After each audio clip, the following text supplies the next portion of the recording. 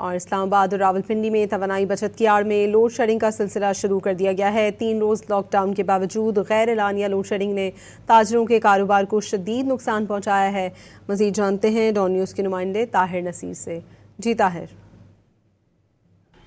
जी बिल्कुल, देखिए मशरिक़ वस्ता में बढ़ती हुई कशीदगी के बाद हुकूमत की जानब से तवानाई बचत का एक बहाना बनाया गया, लेकिन इसके साथ ही रावलपिंडी, इस्लामाबाद समेत मुल्क भर में गैर एलानिया लोड शेडिंग शुरू कर दिया है। अगर हम इस्लामाबाद की बात करते हैं, क्योंकि इस वक्त मैं इस्लामाबाद में मौजूद हूँ, तो यहाँ पे 4 से 5 घंटे बिजली जा रही है, जबकि रावलपिंडी की बात करते हैं तो वहाँ पे तकरीबन 6 से 7 घंटे गैर एलानिया लोड शेडिंग शुरू की गई है।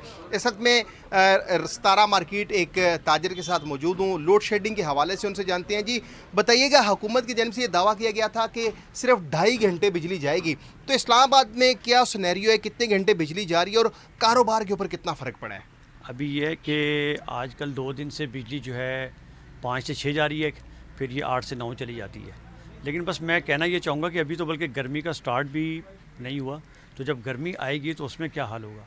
शिकवा कर रहे हैं कि अभी तो गर्मी का सीज़न शुरू भी नहीं हुआ, ऑलरेडी पहले सर्दियों में गैस नहीं होती थी, अब गर्मियों में भी गैस नहीं है, और अब गर्मियों में अभी गर्मी शुरू होने से पहले ही गैर एलानिया लोड शेडिंग का सिलसिला शुरू कर दिया, जिससे कारोबार जो है, ताजर बरादरी का कारोबार तकरीबन जो है वो तबाह होने के करीब पहुँच चुका है। जी ताहिर नसीर आपका।